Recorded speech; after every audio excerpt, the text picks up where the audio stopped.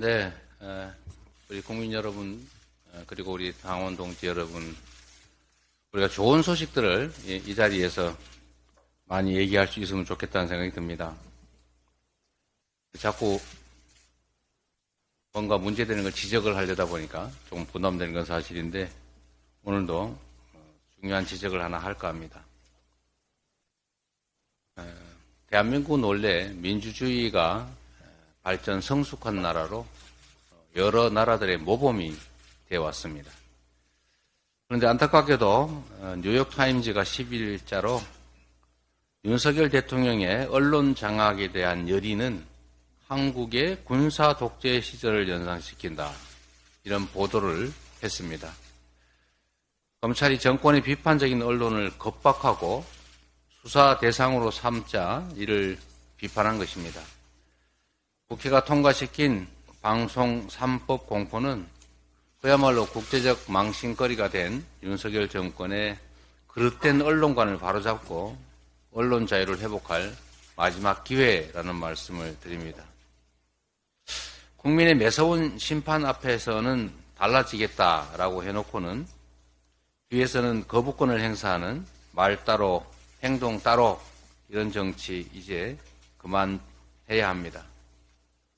민심도 거부하고 국민도 거부하고 국회도 거부하고 그리고 거부권도 남발하고 청문 채택도 보고서 채택도 안 된 인사들을 마구 임명하고 이런 결국 이런 거부 정치, 이 거부 정치를 이제 그만해야 됩니다. 존재를 인정하고 협력하고 힘을 모아야 될 때라는 생각이 듭니다.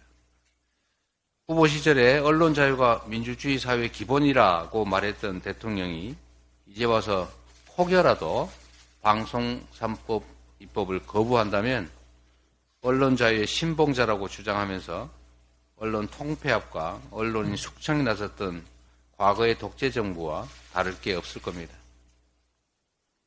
언론 탄압 정권 또는 거부 정권, 말 따로 행동 따로 정권 이런 오명을 씻으려면 방송법 즉각 수용하기 바랍니다.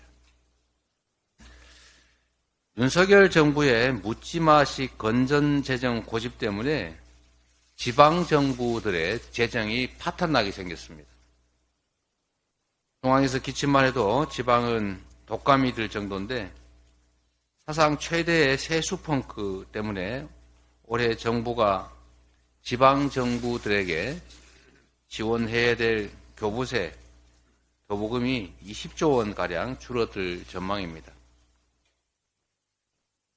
전국의 243개 광역기초지방정부들의 재정 자립도가 50%인데 이 말은 결국 재정의 절반을 정부에 의존하고 있다는 뜻 아니겠습니까? 그런데도 윤석열 정부가 이 문제에 대해서 아무런 대책이 없습니다. 지방정부들은 살기 위해서 마른 수건 쥐어짜듯이 수단을 총동원하고 있습니다. 우리 국민 여러분께서 지금도 체감하고 계신 것처럼 각종 복지정책이나 모든 정책들의 실제 집행은 지방정부, 시도, 시군구에서 이루어집니다. 우리 지하 세방에서 사시는 어르신들의 빈곤한 삶이나 또는 병원을 가지 못해 전전긍긍하는 어려운 처지에 많은 분들이 결국 지방정부 재정에 의존할 수밖에 없는데 현재처럼 지방 교부세나 교부금이 대대적으로 펑크가 날 경우에 지방정부들의 살림은 그야말로 파탄날 것이고 우리 국민들의 삶도 매우 어려운 지경에 처하게 될 것 같습니다. 각별한 관심을 요청드립니다.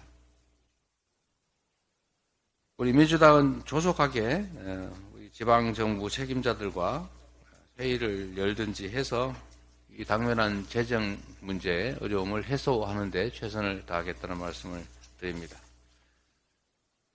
오늘은 공지 하나 하도록 하겠습니다.